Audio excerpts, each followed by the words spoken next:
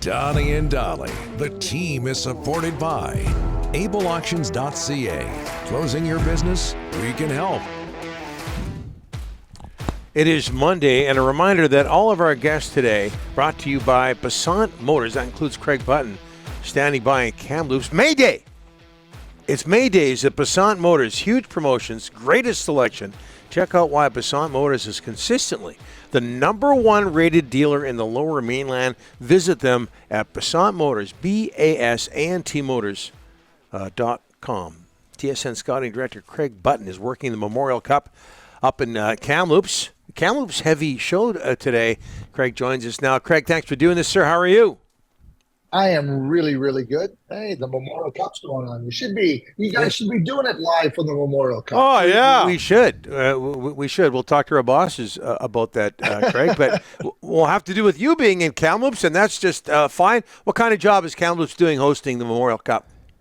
Yeah, fantastic. And, you know, you come to Kamloops over the years so many different times. I was here in 1995 when the Memorial Cup was here last. And, you know, it's one of the great junior franchises in the CHL. And, you know, when we look at the history of the franchise and the success they've had and, you know, the stars that have come through Kamloops Blazers organization and starred in the NHL and starred for Canada, you know, just the excitement, the enthusiasm, everything from every area of this tournament and the city and the organization has been fantastic. And, you know, it doesn't hurt when the hometown team puts up 10 on the scoreboard on a Sunday afternoon. That puts everybody into a really good state of mind, a lot of enthusiasm. And I've heard the song "Taking Care of Business" a lot of times over the years. 10 times it played in the arena yesterday. The Blazers fans were rocking. Yeah. By one of the great bands of all time, not just great Canadian bands of all time, great bands of all time, period, BTO. How do you explain Peterborough being 0-2 and a couple of lopsided losses there, Craig? Well, if you go back and look a little bit at the OHL final, and even during different stretches of their playoff run, you know, Michael Simpson, their goaltender, was outstanding. No accident, he was the MVP of the OHL, getting the Wayne Gretzky '99 trophy. But, you know, you get up against better competition.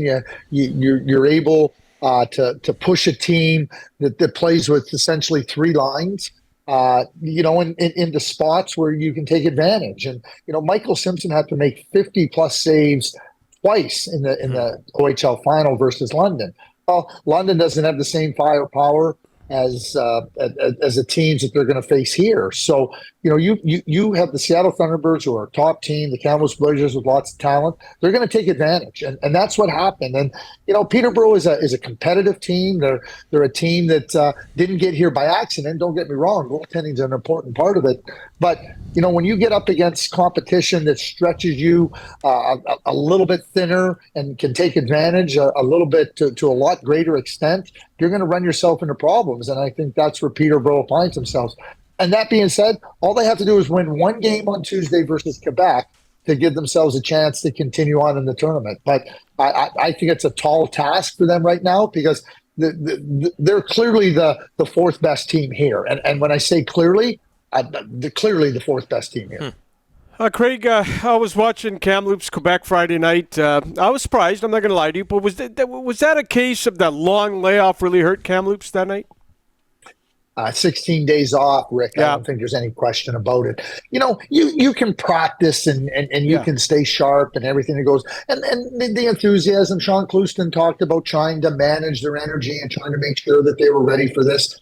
But all the teams coming in here, you know, you start to look at, you know, Kamloops team, you know, that's off for 16. These other teams were having to go on and play in a championship series and ultimately win.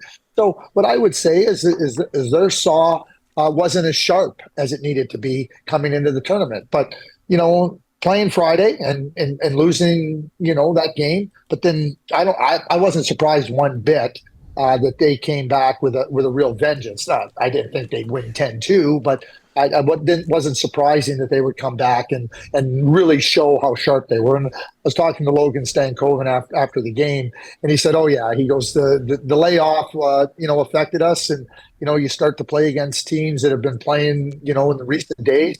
He goes, and it was noticeable. And we were just about a half step behind, and we knew we had a lot more to give, and they certainly did that on Sunday. Yep. Craig, let's go to another tournament overseas. I want to ask you about Arturs Silovs, MVP of the World Hockey Championships. Now, you know this is Vancouver, so everyone's got Silovs backing up Demko or ahead of Demko. You know that's going to happen, but he's only 22.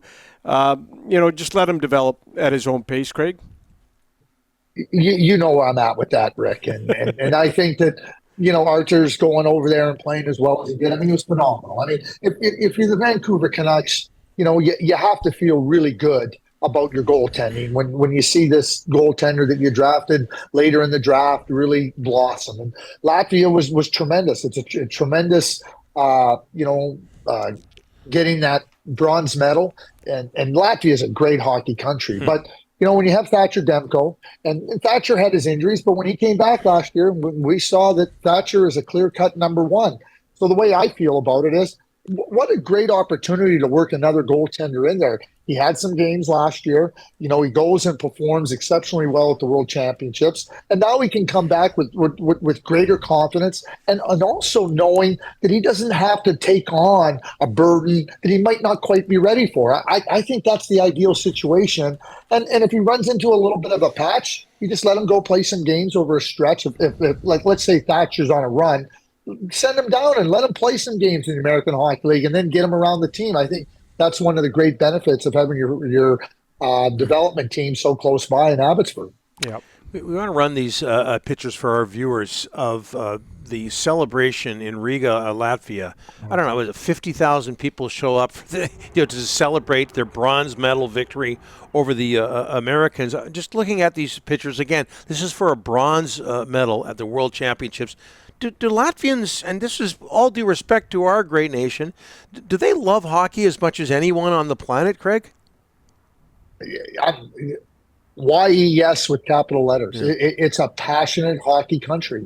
They do. They love their hockey, and they love seeing their team participate. I mean, they were co-hosts of this tournament. I mean, I'm watching the Sweden-Latvia quarterfinal game, and like I'm watching it on TV. And I've been to Latvia. I've been to World Championships in Latvia. I've seen how those fans, how excited they are with their national team, and I could feel it through the TV. Like when they beat Sweden, and then they carry on and they get a bronze medal. And we say a bronze medal.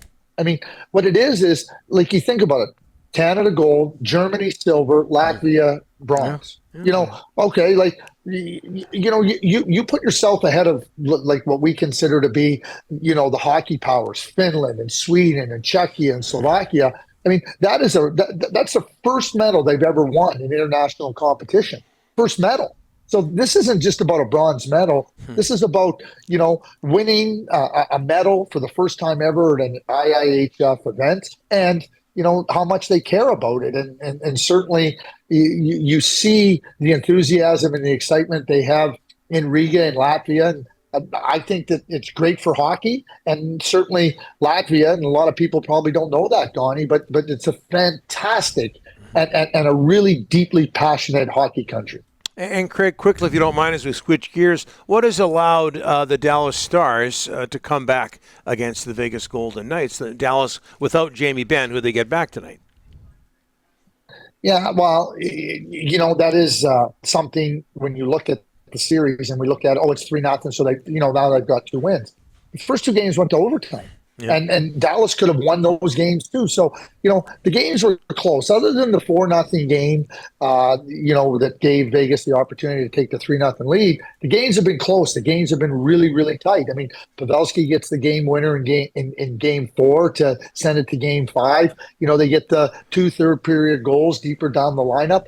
I think these are 2 evenly matched teams, Donnie. And that's number one. Number 2 is, if Jake Ottinger, who wasn't very good in game 3, if he and I didn't think he was very good overall in game 1, and certainly the overtime goal was one that was like, where you at.